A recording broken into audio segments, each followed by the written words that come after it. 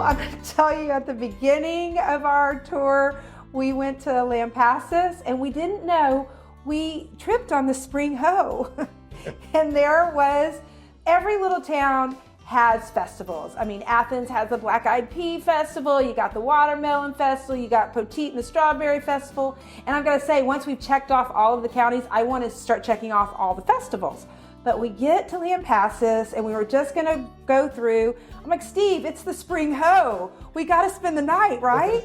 And they had a dance on the square, the best. And I'm sorry, girls, but I wish they would change the title of your queen. But there is Miss Spring Hoe. And I just couldn't, it just made you giggle, right? But then we learned what the spring hoe was. Right. So tell them what spring hoe is. So spring hoe celebrates the founding of Lampasas. And what happened was, there were settlers obviously looking for a place to stop, but they wanted to make sure they had a good water supply. And there's great water supply in Lampasas that comes from the springs. And the leader of the expedition marked the end of their journey by yelling, "Spring ho!" And so you too, if you lived in Lampasas, if you were young, could be Miss Spring Ho. I don't know if they have a Mrs. Spring Ho, but I think they should.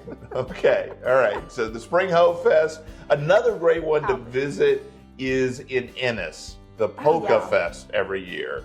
And so Ennis is a Czech community.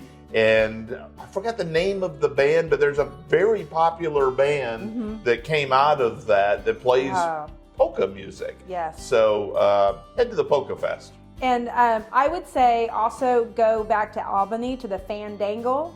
That is awesome. It's not really a festival, but they have like a big play that talks about, it's an outdoor play, and they talk about the history. Outdoor musical. And, you know, if you go to Texas at the, what's our favorite? Paladuro Canyon.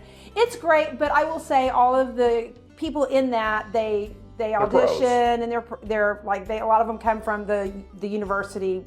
They get paid. Theater, they're pros. Right.